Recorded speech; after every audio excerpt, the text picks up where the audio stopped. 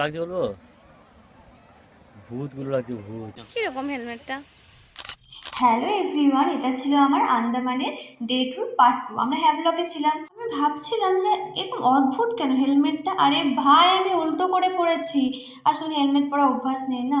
তো যাই হোক, ও আমাকে যেভাবে দিয়েছিলাম আমি সেভাবে পরে নিয়েছিলাম, তারপর ঠিক করেছিলাম।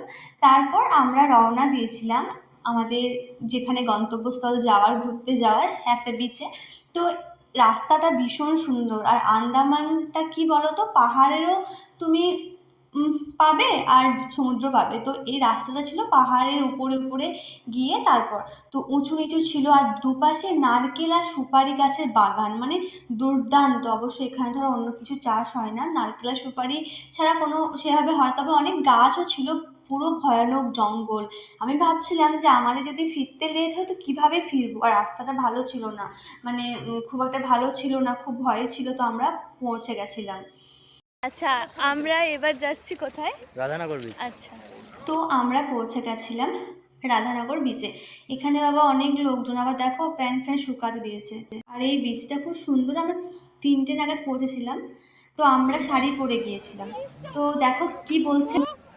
সে কেমন লাগছে বলবো, ভূতগুলো লাগছে, কি ভূত। আমাকে ভূত বলে? চলো তোমাকে সমুদ্রে আমি ডুবিয়ে দেবো, তুমি সাঁতার জানো না।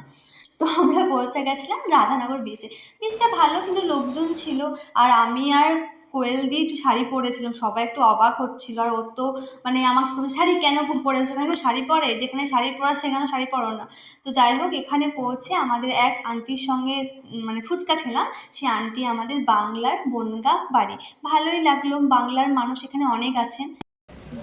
বলো এই নিয়ে কিছু। তুমি এটা বলো যে আন্দামানে কিন্তু অনেক হ্যাঁ, আন্দামানে অনেক বাঙালি এসে দেখছি, যার সঙ্গে আলাপ পরিচয় হচ্ছে, যার সঙ্গে কথা হচ্ছে, অনেক কর্মসূত্রে অনেকেই এখানে থাকে বাঙালি। সত্যি দেখে ভালো লাগছে। আমরা হ্যাঁ, এসে নিজের জায়গায় লোককে দেখে ভালো লাগছে। এই আন্টি বলছিল এখানে যারা আসে তারা কেমন কেমন ড্রেস পরে আসে, ভালো লাগে না। তোমাদেরকে দেখে দেখো ভালো লাগছে, ভাবতে তোমরা পারছো শাড়ি আমরা পরেছো। ফার্স্ট টাইম তো খাচ্ছি এই এভাবে। আন্টিকে হ্যাঁ, এখানে না বাংলার অনেক মানুষ মানে পেট চালায়।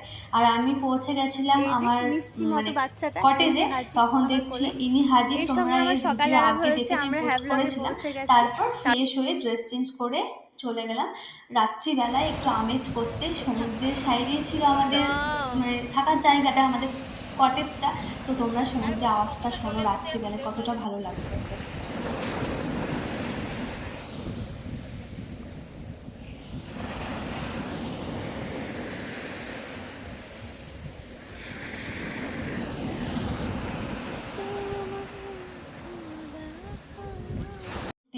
আমার হ্যাভলগ না ভীষণ ভালো লেগেছিল, ভীষণ ভালো লেগেছিল।